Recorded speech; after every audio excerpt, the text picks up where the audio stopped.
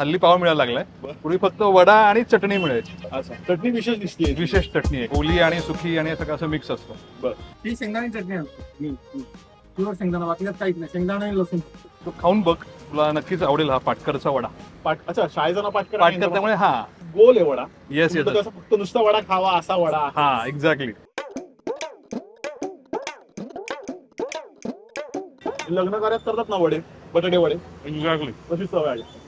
आमचा सुद्धा हा बटाटा आहे ना, हा इंदोरचा लॉकर बटाटा आहे. हा वेफरचा बटाटा आहे, तो आम्ही वड्याला वापरतो. त्याच्यामुळे काय होतं, ही जी भाजी आहे ना, ही चिकीट नाही होते बघ, हाताला लागत नाही.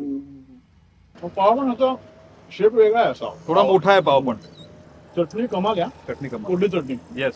जी वडापावची मजा मुंबईमध्ये आहे ना, म्हणजे ट्रेनच्या घरातून आलास, डोंबिवलीला उतरलास, घरी चाललायस आणि ती जी काही भूक लागली असेल संध्याकाळी, ती भूक हा हा हा हा मला वाटतं मी अर्धाच काही संपीत बघ. बेस्ट.